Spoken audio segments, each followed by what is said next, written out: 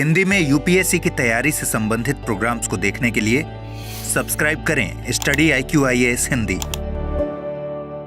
अमृत Upadhyay 007 Insta और अमृत Upadhyay 007 PDF का पता है। यहाँ जाकर पीडीएफ नहीं, टेलीग्राम चैनल का, जहां आपको पीडीएफ मिलता है।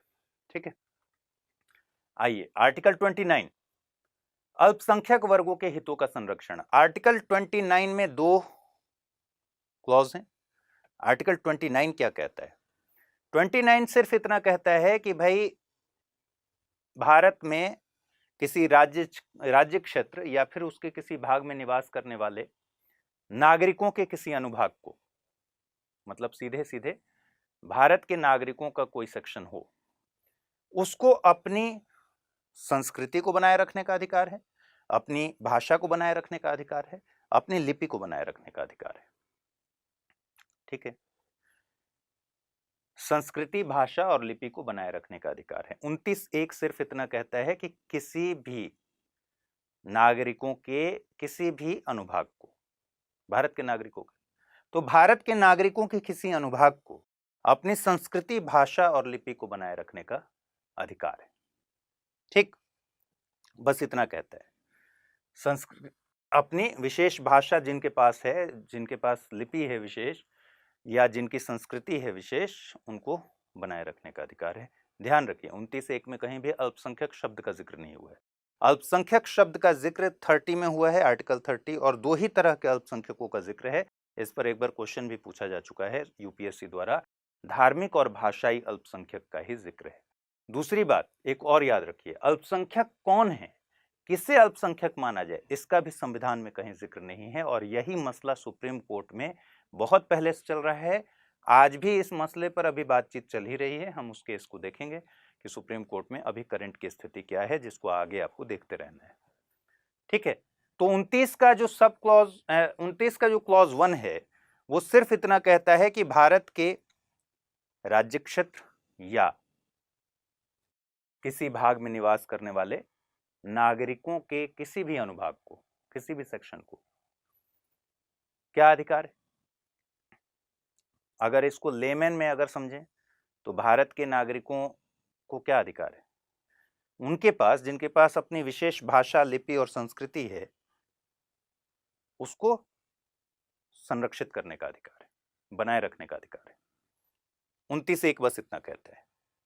29(2) कहता है कि स्टेट जिन शिक्षण संस्थाओं को मेंटेन करता है या फिर एड देता है, सहायता देता है, तो राज्य द्वारा जो सहायता प्राप्त शिक्षण संस्थाएं हैं या फिर मेंटेन होने वाली शिक्षण संस्थाएं हैं, उनमें राज्य प्रवेश से किसी भी नागरिक को धर्म, मूलवंश, भाषा और जाति के आधार पर, 4 हैं इसमें आधार, धर्म, मूलवंश, जाति या भाषा के आधार पर, या इनमें से किसी के भी आधार पर प्रवेश देने से वंचित नहीं करेगा, एडमिशन देने से नहीं रोकेगा। ठीक है, तो 29(2) क्या कह रहा है? इसमें भी अल्पसंख्यक का जिक्र नहीं है। 29(2) कह रहा है कि राज्य द्वारा पोषित, यानी राज्य द्वारा मेंटेन्ड, या फिर राज्य से जो सहायता लेने वाली शिक्षण संस्थाएं हैं, उनमें किसी भी नागरिक को धर्म, मूलवंश, जाति या फिर भाषा के आधार पर राज्य प्रवेश देने से, एडमिशन देने से डिनाई नहीं करेगा, वंचित नहीं करेगा। ठीक है, डिप्राइव नहीं करेगा। यही है 29(1) और 2। इसमें बहुत ज्यादा चीजें नहीं है, अपने नोटबुक में आप नोट कर लीजिए। मामला इससे जुड़े केसेस का जरूर है, उन केसेस को समझना होगा, क्योंकि ये बहुत वेग तरीके से और थोड़ा कॉन्ट्राडिक्टरी तरीके से आर्टिकल में मेंशन है। उसकी वजह उस समय थी कि भाई आखिर इसको शामिल क्यों किया गया। जब भारत आजाद हो रहा था और पाकिस्तान का, मतलब 2 मुल्कों में भारत का बंटवारा हो गया, उससे में कम्युनल टेंशन्स बहुत ज्यादा थे। जाहिर सी बात है कि बड़ी तादाद में मुस्लिम्स ने पाकिस्तान का रुख किया। पाकिस्तान वाले इलाके में जो मुस्लिम पहले से रह रहे थे वो तो थे ही, इधर से भी माइग्रेशन हुआ, और उधर उस इलाके में जो हिंदू रह रहे थे वो यहाँ चले आए। अब समस्या ये थी कि ये डर बहुत लाजमी है होना कि यहाँ जो मुसलमान रह गए उनके मन में ये भय उसी समय से थोड़े बहुत मात्रा में तो व्याप्त था ही कि पता नहीं उनके साथ क्या रवैया किया जाएगा, क्योंकि बहुसंख्यक अब यहाँ हिंदू हो जाएंगे। भाई जब 100 में से 80 लोग 80-85 लोग एक कम्युनिटी से हैं या एक रिलीजन से हैं और 15-20 लोग एक कम्युनिटी या एक रिलीजन से हैं, तो सारे भाईचारा के प्रावधान के बावजूद इनके मन में ये एक बात डर बना रहेगा कि कहीं इनके साथ इन पर बहुसंख्यकों का दबाव ना हो जाए या बहुसंख्यकों के दबाव में सरकार उस तरह से एक्ट ना करे या सरकार ही इनको ना कुचलने पर आ जाए। ये दबाव बनना बहुत लाजमी सी बात है। उस समय बहुत खराब स्थिति थी। तो संविधान सभा ने सोचा कि माइनॉरिटीज को संवैधानिक गारंटी देकर उन्हें इस बात से आश्वस्त किया जा सकता है, उनको संतुष्ट किया जा सकता है कि आप एक ऐसे देश में हैं, आपका अपना देश जो है वो एक ऐसा देश है जो बहुसंख्यकों के हितों का तो संरक्षण करता ही है, अल्पसंख्यकों के हितों का खास संरक्षण करता है। आपको डरने की जरूरत नहीं है। और सबसे जो फंडामेंटल डॉक्यूमेंट है, लॉ का सबसे फंडामेंटल लॉज का जो डॉक्यूमेंट है, संविधान सर्वोच्च जो डॉक्यूमेंट है, उसमें लिखवा देना ज्यादा अच्छा है, मूल अधिकार दे देना ज्यादा अच्छा है, ताकि कहीं किसी को शक न रहे, एकदम निश्चिंत होकर रह सके। और कम्युनल टेंशन आने वाले समय में तो पता ही था कि धीरे धीरे खत्म हो जाएगा। तो इसलिए 29-30 को शामिल किया गया, संस्कृति और शिक्षा संबंधी अधिकार। लेकिन ये बहुत स्पष्ट तरीके से चीजें इसमें लिखी नहीं गई। तो सुप्रीम कोर्ट में बहुत सारे केसेस हुए, बहुत सारे पिटीशन दायर किए गए और उन पर बहुत बार निर्णय आने के बाद भी कुछ प्रश्न अभी भी अछूते रह गए हैं, अभी भी कुछ प्रश्नों का जवाब नहीं मिल पाया है। जैसे पहला सवाल यही है कि अल्पसंख्यक समुदाय कौन है। अब ये पूरे संविधान में कहीं नहीं लिखा है कि अल्पसंख्यक का मतलब क्या है, किसे अल्पसंख्यक मानेंगे। क्या किसी राज्य में एक निश्चित पर्टिकुलर परसेंटेज के नीचे वाली आबादी को अल्पसंख्यक मान लें? धार्मिक और भाषाई अल्पसंख्यक को पहचानने का आधार क्या होगा, यह संविधान में नहीं लिखा हुआ है कहीं कि अल्पसंख्यक टर्म का मतलब क्या है। ठीक है, वो हम आगे समझेंगे कि अब क्या स्थिति। तो 29(1) और 29(2) का जो टेक्स्ट है वो समझ लीजिए कि 29(1) और 29(2) में अल्पसंख्यक शब्द का जिक्र नहीं है। पहली चीज, 29(1) नागरिकों के किसी अनुभाग को यानी सेक्शन को यानी एक समूह को अधिकार देता है कि जिनकी अपनी विशेष भाषा, लिपि, संस्कृति है उसे बनाए रखें। पहली बात। दूसरी बात, 29(2) कहता है कि राज्य द्वारा सहायता प्राप्त जो शिक्षण संस्थाएं हैं या फिर राज्य द्वारा मेंटेन जो शिक्षण संस्थाएं हैं, उनमें राज्य 4 आधारों पर प्रवेश से वंचित नहीं करेगा किसी को। क्या क्या आधार हैं? धर्म, भाषा, जाति और मूल वंश। इतना ही टेक्स्ट। यूपीएससी की तैयारी का हर दिन कीमती होता है और हर कल की राह आज से ही बनती है। तो क्या आपने प्रतिज्ञा ली है अपने आईएएस सपने को साकार करने की? स्टडी आईक्यू लेकर आया है यूपीएससी लाइव फाउंडेशन हिंदी प्रतिज्ञा प्लस बैच 2027, जहां कराई जाएगी प्रीलिम्स से लेकर इंटरव्यू तक की पूरी तैयारी, वो भी रणनीतिक गहराई के साथ और सही मार्गदर्शन के साथ। इस बैच में आपको मिलेंगी 1000+ आवर्स की लाइव और रिकॉर्डेड क्लासेस, मार्गदर्शन और सारथी कार्यक्रमों के माध्यम से 1-to-1 personalised mentorship, daily current affairs test series और सीसेट का complete coverage, hand written notes, PDFs और 18 बुक्स का सेट। टेस्ट में टॉप स्कोरर को मिलेगा 11,000 रुपए का नगद पुरस्कार। प्रीलिम्स और मेंस रेसिडेंशियल प्रोग्राम यानी पीआरपी और एमआरपी डिसिप्लिन के साथ फोकस भी देंगे। इंटरव्यू गाइडेंस प्रोग्राम यानी आईजीपी के साथ अंतिम दौर तक स्टडी आईक्यू आपका साथ निभाएगा। और इतना ही नहीं, प्रीलिम्स में सफल होने पर मिलेगी पूरी फीस वापस। अब तय कीजिए, आप सिर्फ सपना देखेंगे या उसके लिए स्टडी आईक्यू के साथ मिलकर प्रतिज्ञा निभाएंगे। यूज करें कोड अमृत लाइव और पाएं मैक्सिमम डिस्काउंट हमारे गोल्ड, प्लैटिनम और डायमंड बैचेस पर। अगर आप 2028 में अटेम्प्ट देना चाहते हैं तो उसके लिए भी बैचेस अवेलेबल हैं। अगर अब भी कोई सवाल हो, डिस्क्रिप्शन में दिए गए लिंक पर क्लिक कीजिए या मुझे सीधा मेल कीजिए amrit@studiiq.com पर। यूपीएससी 2027, आपकी प्रतिज्ञा, हमारा मार्गदर्शन। आर्टिकल 30 कहता है शिक्षण संस्थाओं की स्थापना और प्रशासन करने का अल्पसंख्यकों का अधिकार, और यहां सीधे सीधे अल्पसंख्यक वर्गों का अधिकार दिया गया है। 31 क्या अधिकार देता है? 31 अधिकार देता है कि धर्म या भाषा पर आधारित अल्पसंख्यक वर्गों को अपनी रुचि की शिक्षा संस्थाओं की स्थापना करने का अधिकार है और प्रशासन करने का अधिकार है।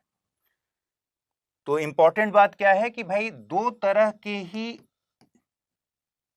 बताए गए हैं अल्पसंख्यक, या तो धर्म के आधार पर या भाषा के आधार पर, यानी या तो रिलीजियस माइनॉरिटी होंगे या फिर लिंग्विस्टिक माइनॉरिटी होंगे, दो ही आधार है। ठीक है,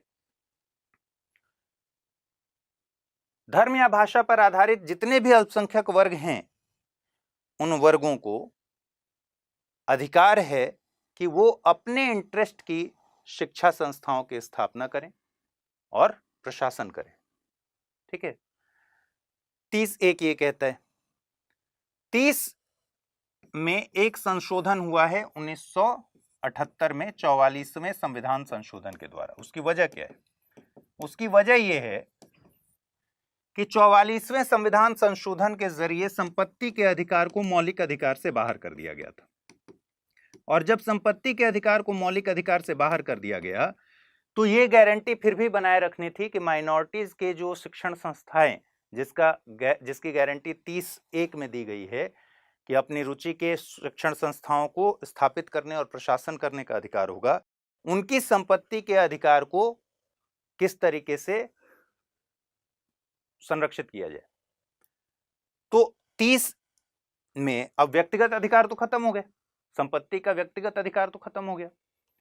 हमने 25 से 28 के बीच में भी देखा था कि धार्मिक संप्रदायों का कुछ मामलों में अधिकार बचा हुआ है संपत्ति को लेकर,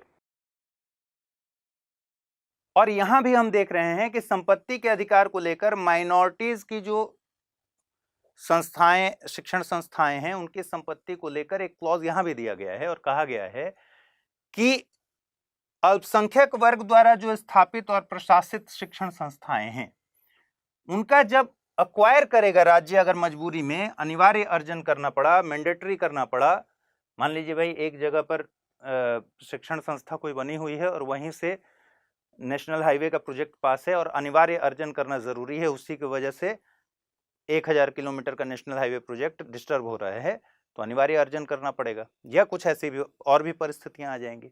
इस कंडीशन में जो भी विधि राज्य बनाए, उस विधि को बनाते समय राज्य यह सुनिश्चित कर लेगा कि ऐसी संपत्ति के एक्वायर करने के लिए जो लॉ बनेगा उसके द्वारा फिक्स किया हुआ रकम इतना हो, मतलब तार्किक हो, गैर तार्किक ना हो, रीजनेबल हो, जिससे 30(1) में जो अधिकार दिया गया है अल्पसंख्यक वर्गों को अपनी रुचि की शिक्षण संस्थाओं को स्थापित और प्रशासित करने का, वो खत्म ना हो, वो रेस्ट्रिक्ट भी ना हो, वो एब्रोगेट भी ना हो। तो यहां दिया गया, ऐसा नहीं कहा गया है कि संपत्ति के मतलब अल्पसंख्यक शिक्षण संस्थाओं को की संपत्ति को अर्जित नहीं किया जा सकता है राज्य द्वारा, ये ध्यान रखिए। ये कह रहा है कि अगर ऐसी कोई विधि अनिवार्य अर्जन के कंडीशन में, जैसे शिक्षण संस्था मान लीजिए कोई अल्पसंख्यक वर्ग ने बनाया है और उस शिक्षण संस्था की संपत्ति को अनिवार्य अर्जन करना है, मैंडेटरी है एक्वायर करना, और राज्य कोई ऐसा एक्ट बनाकर करेगा, ठीक है, कोई ऐसी विधि बनाएगा, ये बता रहा है ना कि ऐसी विधि द्वारा, तो उस विधि द्वारा जब फिक्स किया जाएगा ना कि इसके बदले हम आपको ये अमाउंट देंगे, वो अमाउंट रीजनेबल होना चाहिए, वो अमाउंट ऐसा होना चाहिए जिससे उनका ये अधिकार बना रहे। ऐसा अमाउंट ना हो कि अपने रुचि की संस्था का जो बनाने का अधिकार है और स्थापित प्रशासित करने का अधिकार है वो सर्वाइव ही ना कर पाए, सर्वाइवल का संकट आ जाए। ठीक, तो 30(1) का जो है 1978 में 44वें संविधान संशोधन से जोड़ दिया गया। और 30 का 2 कहता है कि शिक्षा संस्थाओं को सहायता देने में राज्य किसी शिक्षा संस्था के विरुद्ध इस आधार पर डिस्क्रिमिनेशन नहीं करेगा कि वो किसी माइनॉरिटी ग्रुप के मैनेजमेंट में है। ठीक है, क्या कहता है 30(2) कि राज्य संस्थाओं को सहायता देने में इस आधार पर विभेद नहीं करेगा कि उस संस्था को कोई माइनॉरिटी ग्रुप मैनेज कर रहा है। उसको भी उतना ही सहायता देगा जितना बाकी को दे रहा है। ये बात स्पष्ट है। अब इसमें असली चीज है कि क्या इसमें सुप्रीम कोर्ट के मामले हैं, वो देखिए। अभी एक सबसे बड़ा प्रश्न ये है कि भाई अल्पसंख्यक समुदाय कौन है। आपको मैंने बता दिया कि संविधान में कहीं भी नहीं लिखा है कि अल्पसंख्यक समुदाय कौन है। संविधान में सिर्फ ये जिक्र, मौलिक अधिकार में सिर्फ ये जिक्र यहां आता है, बाकी और भी आर्टिकल्स हैं, 350 है, 350 का ए भी, उसमें भी जिक्र है अल्पसंख्यकों को लेकर, ठीक है। लेकिन मूल अधिकार के भीतर अल्पसंख्यक का जो जिक्र आया है वो सिर्फ और सिर्फ यहां आया है, ठीक। अब ये नहीं बताया है संविधान में कहीं कि अल्पसंख्यक समुदाय हैं कौन, कैसे पहचान करें अल्पसंख्यक समुदायों की। तो जाहिर तौर पर सुप्रीम कोर्ट में मामला जाएगा, और सुप्रीम कोर्ट में मामला गया और सुप्रीम कोर्ट में ने अपने कई मामलों में निर्णय दिया। अभी अल्पसंख्यक समुदाय को कैसे रिकॉग्नाइज किया जाता है, पहले ये समझ लीजिए, फिर समझिए कि सुप्रीम कोर्ट में अभी मामला क्या चल रहा है।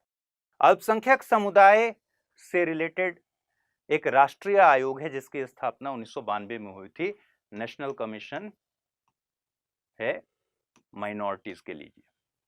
राष्ट्रीय अल्पसंख्यक आयोग अधिनियम 1992 के तहत राष्ट्रीय अल्पसंख्यक आयोग एक सांविधिक निकाय, स्टैट्यूटरी बॉडी। 1993-92 में ही ये सांविधिक आयोग बना, ठीक है। इसका नेचर चेंज किया गया और सांविधिक किया गया इसको। मतलब यह है कि एक एक्ट के जरिए इसको राष्ट्रीय अल्पसंख्यक आयोग को सांविधिक निकाय का दर्जा दिया गया। इसने 1993 में 5 धार्मिक अल्पसंख्यकों समुदायों की पहचान की। अब जो अल्पसंख्यक समुदाय होंगे इस एक्ट के सेक्शन 2C के तहत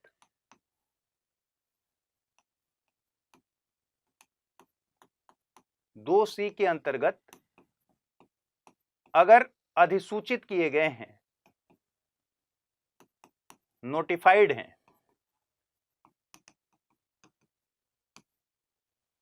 तो वो अल्पसंख्यक समुदाय हैं। सीधे शब्दों में कहें तो एनसीएम एक्ट 1992 के सेक्शन 2C के तहत नोटिफाइड समुदाय अल्पसंख्यक समुदाय हैं कानूनी हिसाब से, ठीक है। 1993 में आयोग ने 5 धार्मिक अल्पसंख्यक समुदायों की पहचान की, और वो 5 धार्मिक अल्पसंख्यक समुदाय कौन कौन से हैं? मुस्लिम्स, ईसाई, ठीक है, पारसी, सिख, बौद्ध। 5 हो गए। और छठा 2014 में लेटेस्ट किया गया जैन धर्म को, तो जैन भी इसमें आ गया अल्पसंख्यक समुदाय में। तो अभी देश में टोटल 6 अल्पसंख्यक समुदाय हैं। किस एक्ट के तहत? National commission for minorities act 1992 के सेक्शन 2C में के अंतर्गत नोटिफाइड हैं 6। और ये 6 कौन कौन से हैं? मुस्लिम, पारसी, ईसाई, सिख, बौद्ध, जो कि 1993 में ही हो गए थे, और 2014 में छठा हो गया जैन, ठीक है। तो सरकार इनकी पहचान करती है और इस एक्ट के तहत नोटिफाइड करती है। पाई फाउंडेशन केस में सुप्रीम कोर्ट ने एक महत्वपूर्ण बात कही कि अभी क्या हो रहा है, नेशनल लेवल पर सेंट्रल गवर्नमेंट के हाथ में है कि भाई वो पहचान करे अल्पसंख्यक समुदायों की। लेकिन पाई फाउंडेशन एक बहुत ही महत्वपूर्ण मामला है 29-30 से जुड़ा हुआ। पाई फाउंडेशन केस में सुप्रीम कोर्ट ने कहा कि धार्मिक और भाषाई अल्पसंख्यकों की पहचान राज्य स्तर पर होनी चाहिए, न कि केंद्र के स्तर पर। उसकी वजह क्या है? उसकी वजह है कि जैसे माइनॉरिटीज में अगर लैंग्वेज की बात करेंगे तो भाई पूरा भारत ही लैंग्वेज के बेस पर जनरली रीऑर्गेनाइज किया गया है। हमने पढ़ा था ना, भाषाई आधार पर पुनर्गठन। तो पूरे भारत का जो ऑर्गेनाइजेशन है ऑलमोस्ट भाषा के आधार पर है। जैसे मान लीजिए कि मराठी बोलने वाले लोग महाराष्ट्र में हैं, ठीक है, तो जाहिर तौर पर मराठी बोलने वाले लोग अगर महाराष्ट्र में हैं तो वहां वे अल्पसंख्यक नहीं हो सकते, भाषाई अल्पसंख्यक नहीं हो सकते। लेकिन वहां कोई और भाषा बोलने वाला भाषाई अल्पसंख्यक हो सकता है जो किसी और राज्य में भाषाई बहुसंख्यक है। बात समझ आ रही है? एक स्टेट में मान लीजिए ये महाराष्ट्र है और एक केरल है, केरल में मराठी बोलने वाले लोग अल्पसंख्यक होंगे या बहुसंख्यक होंगे? जाहिर तौर पर अल्पसंख्यक होंगे, बहुत कम होंगे। जबकि महाराष्ट्र में मराठी बोलने वाले लोग अल्पसंख्यक होंगे या बहुसंख्यक होंगे? बहुसंख्यक होंगे। ठीक है, इसी तरीके से एक तरफ ले लीजिए नागालैंड और एक तरफ ले लीजिए बिहार या यूपी। यूपी में हिंदू अल्पसंख्यक होंगे या बहुसंख्यक होंगे? बहुसंख्यक हैं। और नागालैंड में हिंदू अल्पसंख्यक होंगे या बहुसंख्यक होंगे? अल्पसंख्यक होंगे। ठीक है, यूपी में ईसाई की मात्रा, ईसाई लोगों की संख्या कम होगी या ज्यादा होगी? जाहिर तौर पर कम होगी, तो इनको अल्पसंख्यक का दर्जा मिलना चाहिए। नागालैंड में ईसाई लोगों की संख्या सबसे ज्यादा होगी, तो फिर इनको क्या मिलना चाहिए? नागालैंड, नॉर्थ ईस्ट में कई सारे जो स्टेट हैं उसमें क्रिश्चियन लोगों की काफी तादाद है, तो वहां हिंदू अल्पसंख्यक हो जाएंगे और वो बहुसंख्यक हो जाएंगे ईसाई। सुप्रीम कोर्ट ने यही कहा कि पाई फाउंडेशन केस में बहुत ही महत्वपूर्ण बात कही कि भाई धार्मिक और भाषाई आधार पर अल्पसंख्यकों की पहचान स्टेट लेवल पर होना चाहिए, ना कि नेशनल लेवल पर होना चाहिए। ठीक है, जैसे नेशनल लेवल पर 6 धार्मिक अल्पसंख्यक समुदाय अभी तक हैं, तो अभी यही मामला चल रहा है सुप्रीम कोर्ट में। और इसी 1-2 हफ्ते पहले सुप्रीम कोर्ट ने सरकार से कहा है कि सारे राज्यों से बात करके बताइए इस पर उनकी राय, कि क्या राज्यों के लेवल पर तय होना चाहिए, राज्य तय करें, ठीक है, कि उनके यहाँ कौन से राज्य, मतलब राज्य और यूटी मिला के, कि कौन सी भाषा के लोग अल्पसंख्यक हैं और कौन से धर्म के लोग अल्पसंख्यक हैं, क्योंकि अलग अलग राज्यों में अलग अलग स्थिति है। तो अभी सुप्रीम कोर्ट में सरकार ने हाल ही में एक एफिडेविट जारी दिया है और उसमें लगभग राय यही बन रही है कि राज्यों का मत ये है, जितने राज्यों ने, सारे राज्यों ने अभी अपनी राय दी नहीं है, लेकिन जनरल राय ये बन रही है कि सभी राज्य इस पक्ष में हैं कि अल्पसंख्यक को पहचानने का अधिकार स्टेट लेवल पर ही होना चाहिए, जो कि बहुत पहले सुप्रीम कोर्ट ने पाई फाउंडेशन केस में कहा था। अब पाई फाउंडेशन केस में कहने के बावजूद अभी प्रैक्टिकल स्थिति यह है कि राष्ट्रीय अल्पसंख्यक आयोग अधिनियम की सेक्शन 2C के तहत माइनॉरिटीज की पहचान होती है, यानी अभी सेंट्रल गवर्नमेंट के हाथ से होती है। ठीक है, सेंट्रल गवर्नमेंट के लेवल पे होती है, केंद्र के लेवल पे होती है। तो बात स्पष्ट है, अब इस मामले पर आपकी नजर होनी चाहिए। तो एक तो है कि अल्पसंख्यक समुदाय कौन है, ये बात अभी भी फंसा हुआ है और ये बहुत सालों से फंसा हुआ है। कुछ महत्वपूर्ण सवाल और सुप्रीम कोर्ट के निर्णयों को समझ लीजिए। सवाल है कि अल्पसंख्यक शिक्षण संस्थान जो हैं उनमें माइनॉरिटीज वाले जो शिक्षण संस्थान में, उनमें मेजॉरिटी वाले लोग पढ़ पाएंगे या नहीं पढ़ पाएंगे। मतलब जो माइनॉरिटीज द्वारा स्थापित और प्रशासित शिक्षण संस्थाएं हैं, क्या उनमें सिर्फ और सिर्फ माइनॉरिटी समुदाय के ही लोगों को पढ़ने का अधिकार है, या मेजॉरिटी यानी बहुसंख्यक लोगों के भी बच्चे वहां पढ़ सकते हैं, अन्य लोग भी पढ़ सकते हैं, उस समुदाय से अलग भी, उस अल्पसंख्यक समुदाय से अलग भी लोग प्रवेश कर सकते हैं। ये एक बड़ा प्रश्न था कि भाई संविधान में जो व्यवस्था है उसका मतलब क्या निकाला जाए।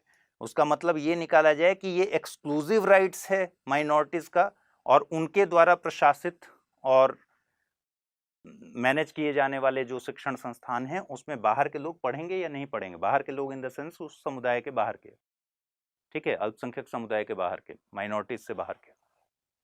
तो ये सवाल चला गया सुप्रीम कोर्ट। अल्पसंख्यक शिक्षण संस्था में अधिकतम कितने विद्यार्थी अल्पसंख्यक समुदाय के शामिल हो सकते हैं, ये सवाल है। कॉन्ट्रडिक्शन आ रहा है 29(2) की वजह से। 29(2) की वजह से क्या कॉन्ट्रडिक्शन है, इस बात को समझिए।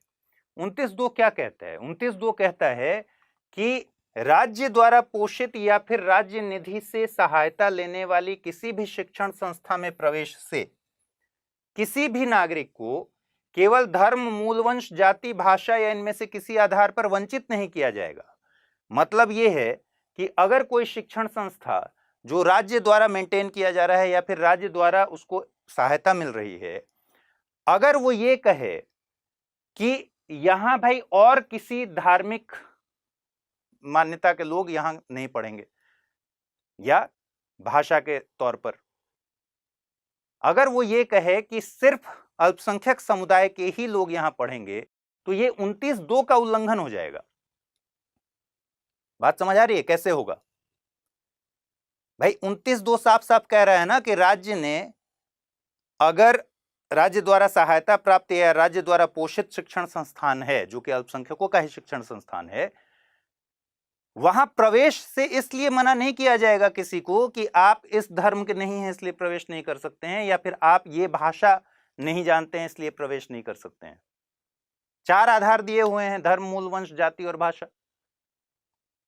इस आधार पर आप एडमिशन से नहीं रोक सकते।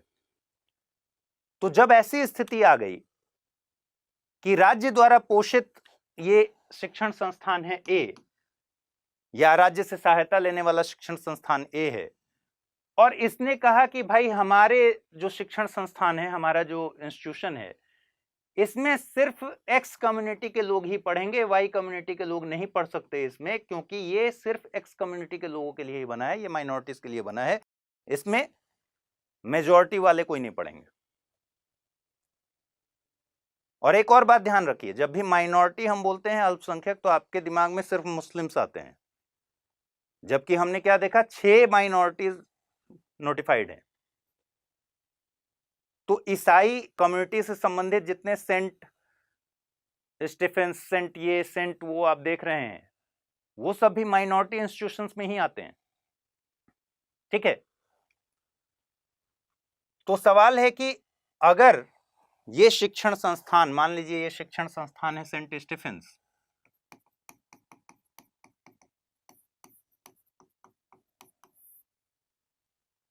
ठीक, इसने कहा कि हमारे यहां जितने बच्चे पढ़ेंगे सारे माइनॉरिटी वाले पढ़ेंगे, हिंदू रिलीजन से संबंधित बच्चों को हम यहां एडमिशन नहीं दे सकते। क्यों? क्योंकि हमें राइट है, हमें संवैधानिक अधिकार है कि हम अपनी रुचि के शिक्षण संस्थानों को एस्टैब्लिश करें, उनको मेंटेन करें। ठीक है, लेकिन 29(2) साफ साफ कहता है कि स्टेट से एड लेने वाले शिक्षण संस्थान या स्टेट द्वारा जो मेंटेन किए जा रहे हैं शिक्षण संस्थान, वहां किसी भी नागरिक को, किसी भी अल्पसंख्यक को नहीं, किसी भी नागरिक को, जिसमें बहुसंख्यक भी शामिल है, एडमिशन से धर्म, भाषा, जाति या फिर मूल वंश के आधार पर इनको यहां एडमिशन से मना नहीं किया जा सकता, रोका नहीं दिया जा सकता। यानी पूरा कॉन्ट्रडिक्शन जो है 29(2) को लेकर है। अब दिक्कत क्या है कि माइनॉरिटी संस्था बनाने का जो पर्पस है वो क्या है? माइनॉरिटी संस्था बनाने का पर्पस ही है कि उस माइनॉरिटी से जुड़े हुए जो बच्चे हैं उनका उत्थान हो, अपनी कम्युनिटी का उत्थान हो। भाई माइनॉरिटी शिक्षण संस्थान, अपनी रुचि के शिक्षण संस्थान कोई क्यों बनाएगा? कोई ग्रुप तभी बनाएगा जो उस कम्युनिटी को पुश करना हो, आगे करना हो, और उसके अधिकारों का संरक्षण और उसके हितों का संरक्षण करने के लिए जरूरी है कि इसमें मैक्सिमम लोग वही हों, अल्पसंख्यक समुदाय से हों। लेकिन 29(2) जो कॉन्ट्रडिक्शन पैदा करता है, वही सुप्रीम कोर्ट में मामला गया कि सुप्रीम कोर्ट में गया कि अल्पसंख्यक शिक्षण संस्थान में क्या सिर्फ अल्पसंख्यक बच्चे ही पढ़ेंगे समुदाय से संबंधित, या बहुसंख्यक समुदाय से संबंधित बच्चों को, जो गैर अल्पसंख्यक हैं, उनको भी पढ़ने का अधिकार है। ठीक है, सुप्रीम कोर्ट ने कहा सेंट स्टीफेंस मामले में, सेंट स्टीफेंस केस 1992 के मामले में, कि मैक्सिमम 50% अल्पसंख्यक समुदाय के बच्चों के लिए सीट्स रिजर्व किया जा सकता है।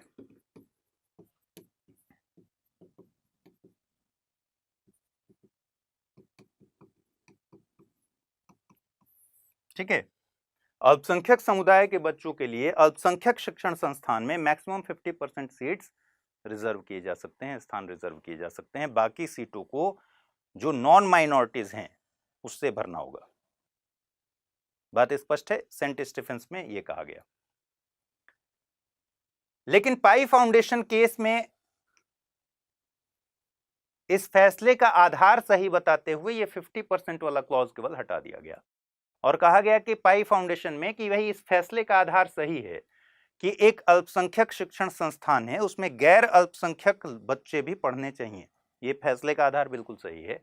बस ये कहना कि 50% मैक्सिमम अल्पसंख्यक समुदाय के बच्चे हों, ये अच्छा नहीं है। तो इस 50% की सीमा को हटा दीजिए और एक रीजनेबल नंबर होना चाहिए। इस 50% की जगह एक युक्तियुक्त संख्या होनी चाहिए। जो मैक्सिमम कितने लोग अल्पसंख्यक समुदाय के शिक्षण संस्थान में पढ़ेंगे, अल्पसंख्यक समुदाय के ही, तो भाई ये 50% नहीं होगा मैक्सिमम, बल्कि एक रीजनेबल नंबर होना चाहिए। और रीजनेबल नंबर तय होगा कि वो शिक्षण संस्थान की प्रकृति क्या है, किस तरीके का शिक्षण संस्थान है। ये इससे तय होगा कि वहां पाठ्यक्रम क्या चलता है। ठीक है, इस तरह के उसको ध्यान में रख के राज्य तय कर सकता है कि उस पर्टिकुलर अल्पसंख्यक समुदाय के शिक्षण संस्थान में एक रीजनेबल नंबर ये बता दें कि भाई इतने तो गैर नॉन माइनॉरिटीज के बच्चे पढ़ेंगे और इतने माइनॉरिटीज के बच्चे पढ़ेंगे। ये 50% का क्लॉज ठीक नहीं है। ये कहा गया पाई फाउंडेशन केस में।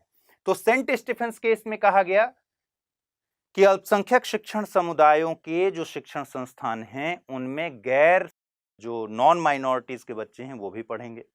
मैक्सिमम आप 50% माइनॉरिटीज के लिए रिजर्व कर सकते हैं, लेकिन पाई फाउंडेशन मामले में आगे चलकर कहा गया कि ये 50% वाला मामला ठीक नहीं है। आधार ठीक है, सोचना ठीक है कि माइनॉरिटीज शिक्षण संस्थाओं में नॉन माइनॉरिटीज बच्चे भी पढ़ें, ये बिल्कुल सही बात है, लेकिन ये एक रीजनेबल नंबर में बंटना चाहिए। और ये रीजनेबल नंबर तय होगा राज्य द्वारा। अल्पसंख्यक वर्ग की जरूरत क्या है, पाठ्यक्रम कैसा है, शिक्षण संस्थान की प्रकृति कैसी है, इन सभी आधारों को तय करके राज्य तय करेगा कि युक्त संख्या क्या हो। ठीक, जो सबसे महत्वपूर्ण केस है वो है पाई फाउंडेशन केस, जिससे संबंधित निर्णय इस पूरे मामले में आपको हर जगह आंसर वगैरह में लिखने होंगे। TMA पाई फाउंडेशन वर्सेस कर्नाटका 2002। कई जगह आपको 1993 में मिलेगा। दरअसल ये केस पाई फाउंडेशन वाला 1992-93 से ही शुरू हुआ था, लेकिन धीरे धीरे बड़ी बेंच को करते करते अंतिम निर्णय इसमें 2002 में आया। इसीलिए कई जगह आपको अलग अलग दिखेगा साल, चिंता नहीं करना है। फाइनल जो वर्डिक्ट इसमें आया, ये बहुत ही बड़ी बेंच बैठी हुई थी, 11 जजों की बेंच बैठी हुई थी, इसलिए ये निर्णय अपने आप में बहुत ही महत्वपूर्ण है। आपको पता है केशवानंद भारती जजमेंट में कितने जज बैठे हुए थे? 13, और कहते हैं कि भाई अब तक की सबसे बड़ी बेंच थी। इसमें 11 जजों की बेंच थी, ये भी अपने आप में बहुत बड़ी बेंच थी और इसके फैसले बहुत ही महत्वपूर्ण है। पहला सवाल यह है कि शिक्षण संस्थानों की स्थापना और प्रशासन का अधिकार एक्सक्लूसिवली अल्पसंख्यकों को है, क्योंकि संविधान में जिक्र सिर्फ अल्पसंख्यकों का है। ठीक है, 30(1) क्या कहता है? 30(1) कहता है कि धर्म या भाषा पर आधारित सभी अल्पसंख्यक वर्गों को अपनी रुचि की शिक्षा संस्थाओं के स्थापना और प्रशासन का अधिकार है। तो अब यहां सवाल जाहिर सी बात है कि सिर्फ कि भाई ये तो भेदभाव है।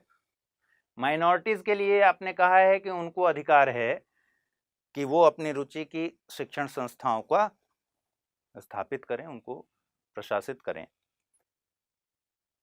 तो वहां तो सिर्फ अल्पसंख्यक लिखा हुआ है, तो क्या ये बहुसंख्यकों का अधिकार नहीं है? सुप्रीम कोर्ट ने कहा कि बिल्कुल है, बहुसंख्यकों को अधिकार ऑलरेडी मिला हुआ है।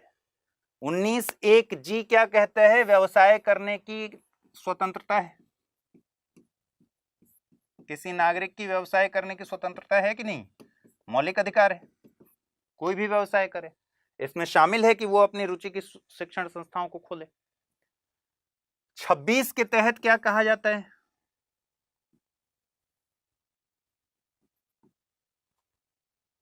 आर्टिकल 26 धार्मिक संप्रदाय को क्या कहता है?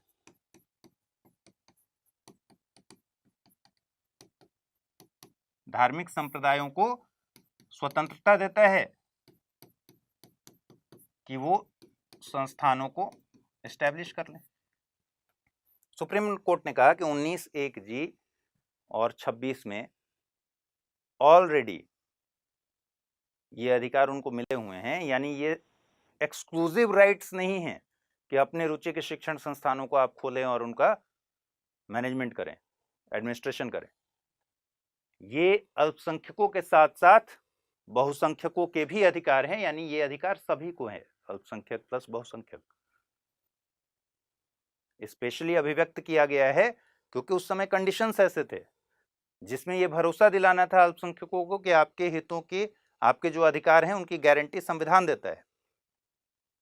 लेकिन मेजॉरिटी को ऑलरेडी ये अधिकार हैं, वो अपने हिसाब से व्यवसाय करने के अधिकार उनको 19 में ही मिला हुआ है और अपने संस्थान चलाने का अधिकार 26 में मिला हुआ है। क्योंकि 26 में टर्म क्या है, किसी भी संप्रदाय को, किसी धार्मिक संप्रदाय को अधिकार है, इसका मतलब है कि उसमें बहुसंख्यक भी शामिल है।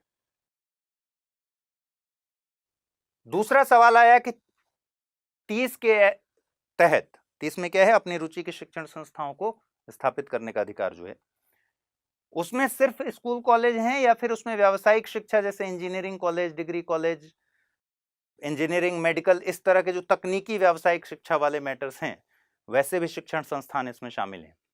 पहले तो ये मत था कि भाई इंजीनियरिंग का संस्कृति की रक्षा करने और भाषा की रक्षा करने और लिपि की रक्षा करने से तो कोई मतलब है नहीं, ठीक है, और मेडिकल का। लेकिन बाद में सुप्रीम कोर्ट ने कहा कि 30 के तहत व्यावसायिक अल्पसंख्यक शिक्षण संस्थानों को भी संरक्षण है। राज्य द्वारा सहायता प्राप्त संस्थानों में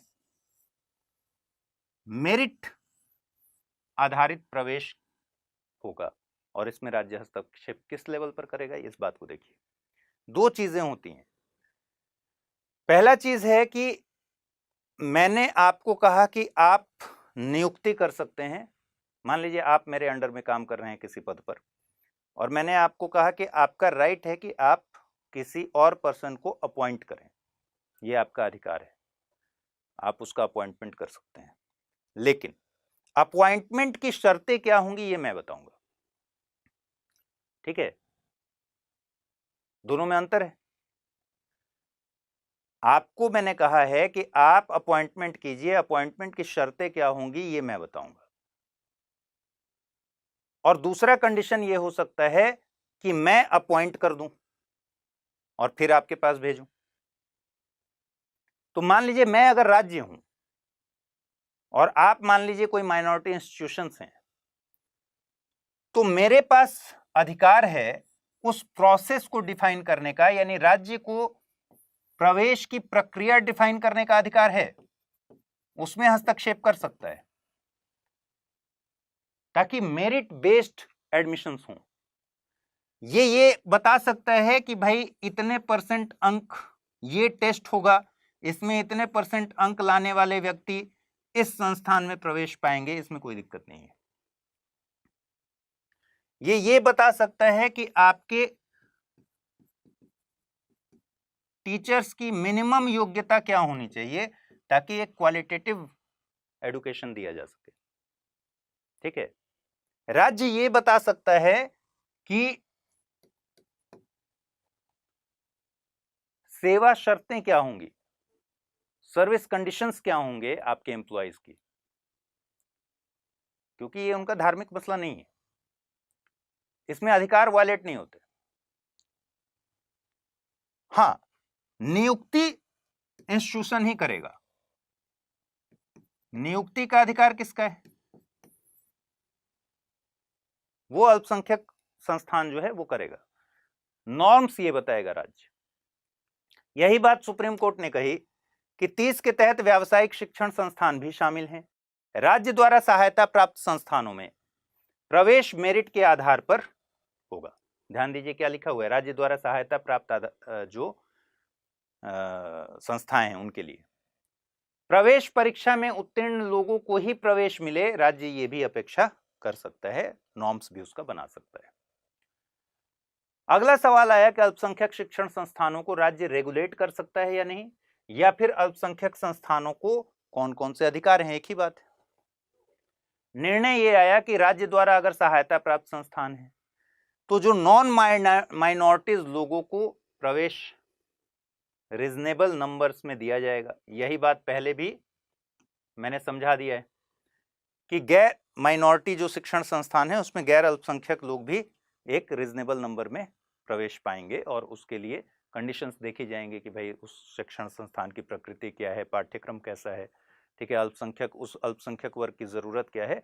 इन सब आधारों पर राज्य तय करेगा कि एक रीजनेबल नंबर में अलाउ किया जाए। दूसरा, मेरिट क्राइटेरिया के लिए राज्य द्वारा सहायता प्राप्त संस्थान में राज्य प्रवेश प्रक्रिया को तय कर सकता है एडमिशन के लिए, इसमें कोई दिक्कत की बात नहीं है। राज्य सहायता प्राप्त या फिर गैर सहायता प्राप्त, या तो राज्य से सहायता प्राप्त हो या फिर राज्य से सहायता प्राप्त नहीं हो, टीचर्स और अन्य कर्मचारियों की जो न्यूनतम योग्यता है, मिनिमम एलिजिबिलिटी है और सेवा शर्तें हैं, ये तय करने का अधिकार राज्य को है।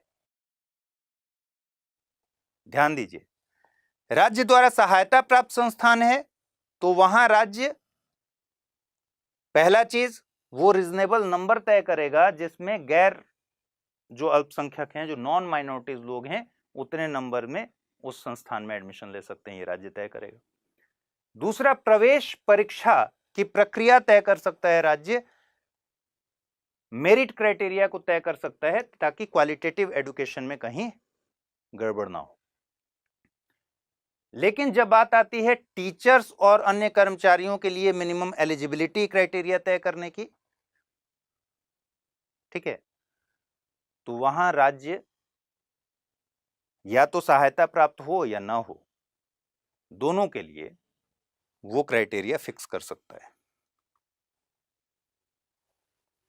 इसी को समराइज कीजिए कि अल्पसंख्यक संस्थानों को कौन से अधिकार हैं। राज्य को तो ये चीजें हस्तक्षेप करने का अधिकार है, आपने देख लिया। तो अल्पसंख्यक संस्थानों को कौन से अधिकार है? भाई, अल्पसंख्यक संस्थानों को अधिकार है कि प्रशासनिक निकाय में लोगों की नियुक्ति करे जिनकी योग्यता पर संस्थान को भरोसा हो, योग्यता शर्तों को पूरा करने वाले शिक्षक और गैर शिक्षकों की नियुक्ति करे। ध्यान दीजिए, नियुक्ति करे कौन? अल्पसंख्यक संस्थानों का अधिकार है ये, नियुक्ति वो करे, नियुक्ति की प्रक्रिया राज्य को बताने का अधिकार है।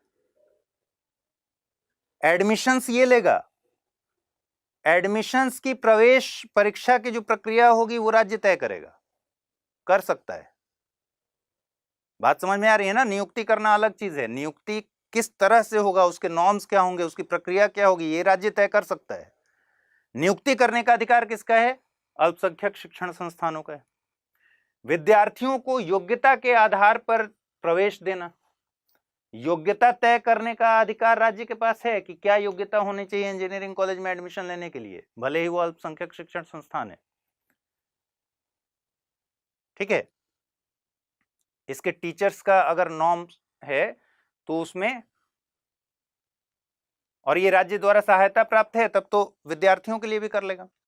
राज्य द्वारा सहायता प्राप्त नहीं है तो टीचर्स और अन्य कर्मचारियों के लिए तो एलिजिबिलिटी क्राइटेरिया राज्य तय कर ही सकता है, क्योंकि असली पर्पस क्या है कि मनमाने तरीके से ना चले। रीजनेबल रेस्ट्रिक्शंस यहां भी हैं। सुप्रीम कोर्ट ने एक मामले में कहा कि किसी संस्था का प्रशासन करने का अधिकार कुप्रशासन करना उसका शामिल नहीं है उस अधिकार में, मतलब एडमिनिस्ट्रेशन करने में मैल एडमिनिस्ट्रेशन शामिल नहीं है। आप प्रशासन कीजिए लेकिन अच्छा प्रशासन कीजिए, ट्रांसपेरेंट प्रशासन कीजिए, कुप्रशासन करने का अधिकार नहीं है। तो इसलिए राज्य को थोड़े बहुत हस्तक्षेप की जगह दी गई है। इसी तरीके से अल्पसंख्यक संस्थानों को अधिकार है कि फी स्ट्रक्चर अपना डिफाइन करें, लेकिन वो भी रीजनेबल होना चाहिए, ठीक। एक और प्रश्न आया, पिछड़े वर्गों के लिए आरक्षण की व्यवस्था अल्पसंख्यक संस्थानों में लागू हो सकती है कि नहीं। भाई, SC, ST, OBC के लिए हमने पहले ही पढ़ा है कि आरक्षण की व्यवस्था है शिक्षण संस्थानों में, लेकिन क्या वो माइनॉरिटी शिक्षण संस्थानों में ये व्यवस्था लागू है कि नहीं। सुप्रीम कोर्ट ने साफ साफ कहा कि अगर सहायता प्राप्त शिक्षण संस्था है राज्य द्वारा तो राज्य निर्देश दे सकता है ऐसे में भी कि वो SC, ST, OBC के लिए आरक्षण की व्यवस्था करे, और गैर सहायता प्राप्त है अगर, तो आरक्षण लागू नहीं हो सकता। यहां सीधा सीधा सुप्रीम कोर्ट का निर्णय है कि राज्य द्वारा सहायता प्राप्त है, अगर एडेड है स्टेट द्वारा, वहां राज्य आरक्षण की व्यवस्था लागू कर सकता है, और अगर राज्य द्वारा सहायता प्राप्त नहीं है वहां आरक्षण की व्यवस्था लागू नहीं होगी। अगले केस में, पीए इनामदार केस में, सुप्रीम कोर्ट ने इसको और स्पष्ट कर दिया।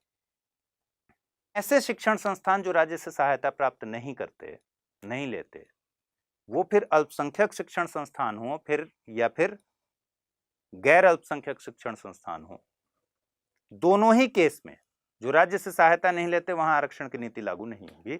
यही पीए इनामदार केस में स्पष्ट किया गया। यूपीएससी की तैयारी का हर दिन कीमती होता है और हर कल की राह आज से ही बनती है। तो क्या आपने प्रतिज्ञा ली है अपने आईएएस सपने को साकार करने की? स्टडी आईक्यू लेकर आया है यूपीएससी लाइव फाउंडेशन हिंदी प्रतिज्ञा प्लस बैच 2027, जहां कराई जाएगी प्रीलिम्स से लेकर इंटरव्यू तक की पूरी तैयारी, वो भी रणनीतिक गहराई के साथ और सही मार्गदर्शन के साथ। इस बैच में आपको मिलेंगी 1000+ आवर्स की लाइव और रिकॉर्डेड क्लासेस, मार्गदर्शन और सारथी कार्यक्रमों के माध्यम से 1-to-1 personalised mentorship, daily current affairs test series और सीसेट का complete coverage, hand written notes, PDFs और 18 बुक्स का सेट। टेस्ट में टॉप स्कोरर को मिलेगा 11,000 रुपए का नगद पुरस्कार। प्रीलिम्स और मेंस रेसिडेंशियल प्रोग्राम यानी पीआरपी और एमआरपी डिसिप्लिन के साथ फोकस भी देंगे। इंटरव्यू गाइडेंस प्रोग्राम यानी आईजीपी के साथ अंतिम दौर तक स्टडी आईक्यू आपका साथ निभाएगा। और इतना ही नहीं, प्रीलिम्स में सफल होने पर मिलेगी पूरी फीस वापस। अब तय कीजिए, आप सिर्फ सपना देखेंगे या उसके लिए स्टडी आईक्यू के साथ मिलकर प्रतिज्ञा निभाएंगे। यूज करें कोड अमृत लाइव और पाएं मैक्सिमम डिस्काउंट हमारे गोल्ड, प्लैटिनम और डायमंड बैचेस पर। अगर आप 2028 में अटेम्प्ट देना चाहते हैं तो उसके लिए भी बैचेस अवेलेबल हैं। अगर अब भी कोई सवाल हो, डिस्क्रिप्शन में दिए गए लिंक पर क्लिक कीजिए या मुझे सीधा मेल कीजिए amrit@studiiq.com पर। यूपीएससी 2027, आपकी प्रतिज्ञा, हमारा मार्गदर्शन। हिंदी में यूपीएससी की तैयारी से संबंधित प्रोग्राम्स को देखने के लिए सब्सक्राइब करें स्टडी IQ IAS हिंदी।